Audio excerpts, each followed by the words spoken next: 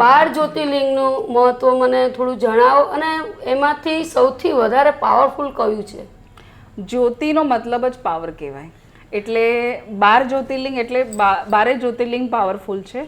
અને ઈશ્વરની એટલે મહાદેવની જ્યોતિ છે. એટલે મહાદેવની જ્યોતિ એટલે અખંડ પાવર કહેવાય.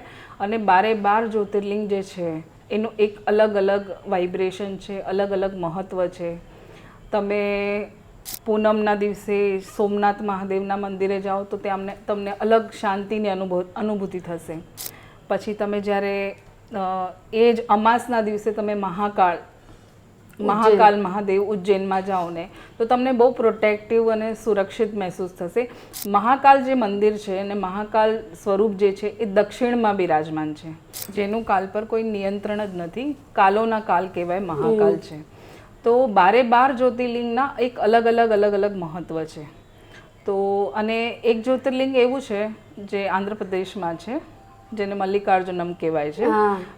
કાર્તિક સ્વામી જ્યાં ત્યાં સંતાઈ ગયા હતા ત્યારે માતા પાર્વતી અને શિવજી ત્યાં એમને શોધવા ગયા હતા અને બંને જણ ત્યાં આગળ એ સ્વરૂપમાં ત્યાં સ્થાપિત થયા હતા. બરાબર. એટલે 12 જ્યોતિર્લિંગનો એક અલગ અનુભવ છે, એક અલગ મહત્ત્વ છે. અને જ્યોતિ એટલે પાવર જ કહેવાય. એટલે દરેક જ્યોતિર્લિંગમાં પાવર છે. અને મારું માનવું તો પર્સનલી એમ જ છે કે તમારા ઘરના શિવલિંગમાં બી એટલો પાવર હોય છે. એટલે પાવર તો ડિવાઇન પાવર છે, એ તો પોતે સ્વયં પાવર છે. એટલે દેવ કે દેવ મહાદેવ છે. એટલે 12 જ્યોતિર્લિંગ તો આપણે બહુ સાંભળ્યા જ છે કે 12 જ્યોતિર્લિંગ છે. પણ હું તમને આજે એક એ પણ જણાવીશ કે 13મું જ્યોતિર્લિંગ પણ છે, જે આપણી અંદરની અંદર છે, આપણા સ્વયંની અંદર છે. જેવી રીતે આપણી જે રીઢની હડ્ડી હોય છે ને એ આપણે જન્મીએ ત્યારે સીધી હોય, પણ જ્યારે આપણે મૃત્યુ પામીએ ને ત્યારે એ વાંકી વળી જાય અને એ શવમાં કન્વર્ટ થઈ જાય. પહેલાં આપણે જીવીએ ત્યારે શિવ કહેવાઈએ અને મરીએ ને એટલે શવ થઈ જઈએ આપણે. એટલે જે સીધી એકદમ સ્ટ્રેટ રીઢની હડ્ડી હોય ને એને જ્યોતિ સ્વરૂપમાં કીધું છે. બધું નષ્ટ થઈ શકે, બધા તમે જોશો બધા ઓર્ગેન ટ્રાન્સપ્લાન્ટ થઈ શકે છે, પણ રીઢની હડ્ડી ટ્રાન્સપ્લાન્ટ નથી થઈ શકતી. અને એ સ્વયં જ્યોતિ કહેવાય. એટલે એમને જ્યોતિર્લિંગનું નામ આપણા અંદરનું જ્યોતિર્લિંગ એ આપણી રીઢની હડ્ડી છે. એટલે કોઈ બી સાધનામાં તમે જ્યારે તપસ્યા કરો છો કે તમે ધ્યાન મુદ્રામાં બેસો છો, તમારે ટટ્ટાર બેસવું જોઈએ. આમ તમે ફોલ્ડ થઈને બેસો તો તમને એ ઉર્જા પ્રાપ્ત થાય નહીં. ધ્યાન ધરો તો આ મુદ્રા આવી રીતે કરીને આ ધ્યાન મુદ્રા છે. આ ધ્યાન મુદ્રા છે.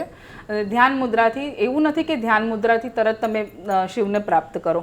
તમને એક બીજું પણ એક રહસ્ય કહું કે જેવી રીતે હમણાં પ્રયાગમાં કુંભ થયો તો ત્રિવેણી સંગમ, એમ આપણા શરીરની અંદર બી 3 સંગમ છે: ઈડા નાડી, પીડા નાડી ને સુષુમ્ના નાડી.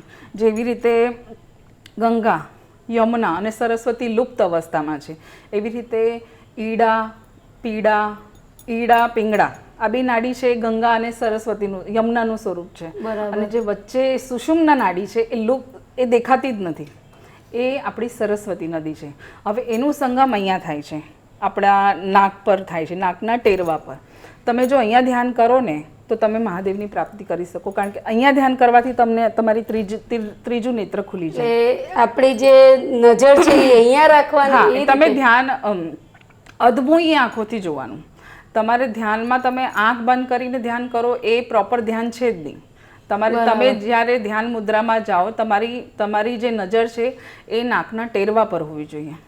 અને તમે ધ્યાનમાં એટલા લીન થઈ જવા જોઈએ કે તમને કોઈ એનું અનુભૂતિ, તમે અંદર એટલા બધા ઓતપ્રોત થઈ જવા જોઈએ કે તમને ધ્યાન જ્યારે લાગે ત્યારે તમને પોતાને બી તમે શૂન્ય અવસ્થામાં જતા રહો તો તમને શિવની પ્રાપ્તિ થાય. અને તમે કોઈ બી મહાદેવના મંદિરમાં જોશો ને તો શરૂઆતમાં નંદી બેઠો છે બહાર, આગળ કુર્મ છે, પછી મહાદેવ આવે છે.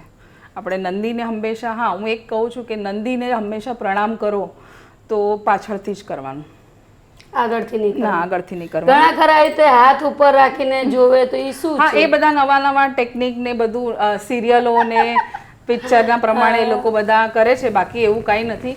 ભગવાન તો બધું જાણે જ છે.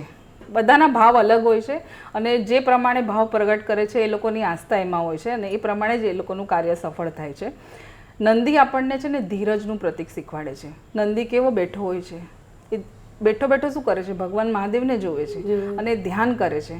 નંદી જેવું ધ્યાન કરો ને તો તમને શિવની પ્રાપ્તિ થાય.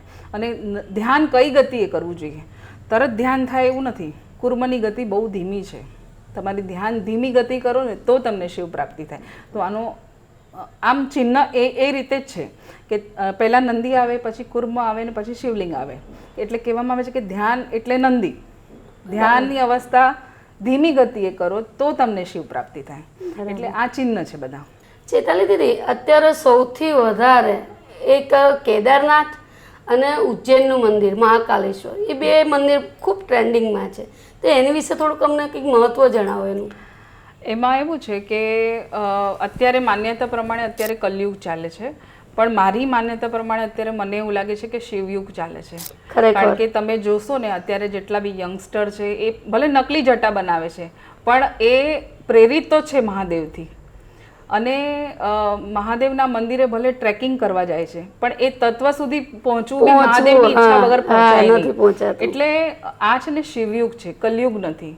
અને આમાં મારા બધા જે નાના નાના બાળકો છે, જે બધા યંગસ્ટર છે, એ મહાદેવ પ્રત્યે એટલા પ્રેરિત થાય છે. એટલે મને બહુ આનંદ થાય છે કે મારા મહાદેવને બધા જાણવા માંગે છે, જોવા માંગે છે. એટલે હું બહુ ખુશ છું. કેદારનાથની વાત કરું તો કેદારનાથ 4 ધામમાંથી એક ધામ છે. 4 ધામ વિશે હું તમને થોડું જણાવું કે 4 ધામ, ઉત્તરાખંડના જે 4 ધામ છે એના અમુક ક્રમ છે કે તમે પહેલાં ઉત્તરાખંડ જાઓ તો પહેલાં હરિદ્વાર આવે, પછી તમારે જવાનું હોય ઋષિકેશ, પછી તમારે જવાનું હોય યમનોત્રી, પછી તમારે જવાનું હોય ગંગોત્રી. ગંગોત્રી પછી તમે કેદારનાથ જાઓ ને કેદારનાથ પછી તમે બદ્રીનાથ જાઓ. તો તમે કેમ આ જ ક્રમમાં તમે જાઓ? 4 ધામ તમારે કેમ આ જ ક્રમમાં કરવાની હોય? કહેવામાં આવે છે કે જ્યારે બી તમે ભગવાનના ધામમાં જાઓ એટલે સૌથી પહેલાં દરવાજો આવે, એટલે હરિનો દ્વાર આવે. બરાબર. તમે હરિને મળવા જાઓ છો, હરિહરને મળવા જાઓ છો, એટલે તમે ભગવાનના દ્વારમાં તો અંદર પેસી ગયા, પણ અંદર જઈને પછી તમારે એ રીતે વર્તન રહેવું પડે, તપસ્યા કરવી પડે. તો તમારે બીજો સ્ટેપ આવે છે ઋષિકેશ, એટલે ઋષિ મુનિની જેમ તમારે રહેવું જોઈએ. એટલે ઋષિકેશમાં એવું હોય કે તમારે સાબુ નહીં લગાડવાનું, તમારે માથું નહીં ઓળવાનું, તમારે ગંગાજીમાં નદીમાં નાહવાનું, સૂર્યની તપસ્યા કરવાની, મંત્રોચ્ચાર કરવાની, આરતી કરવાની, એટલે ભક્તિમય થવાનું.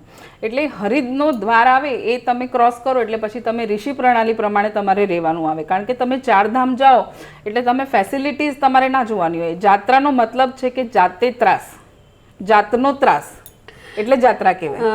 એટલે તમને ત્રાસ અને તમારે ભોગ અને ત્યાગ આપો ત્યારે તમને તો એ કરવા માટે તમારે ઋષિ મુનિ જેવું બનવું પડે. એટલે ઋષિકેશનું મહત્વ એટલે છે.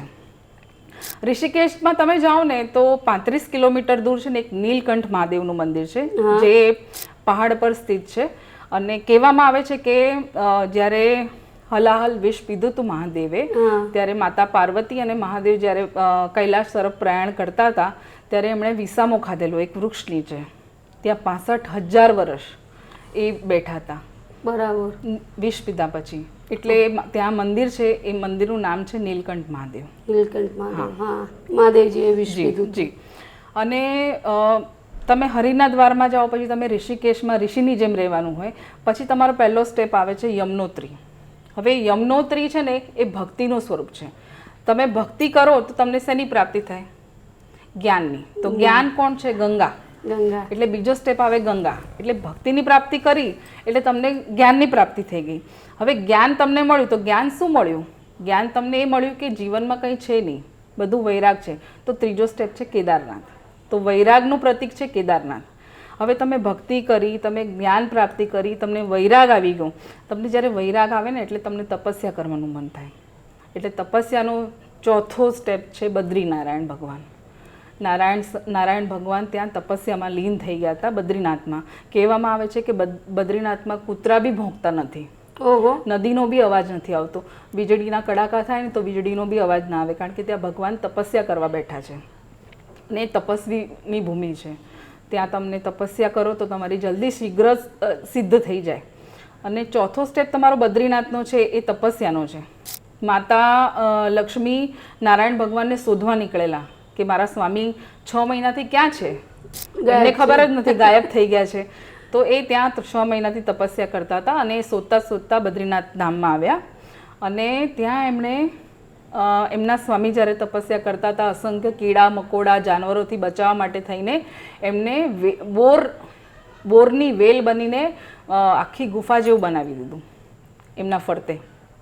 પછી જ્યારે તપસ્યામાંથી બહાર આવ્યા નારાયણ અને જોયું તો એ પ્રસન્ન થયા અને એમને સ્મિત આપ્યું અને લક્ષ્મીજીને કીધું કે તમે હાજર થાઓ.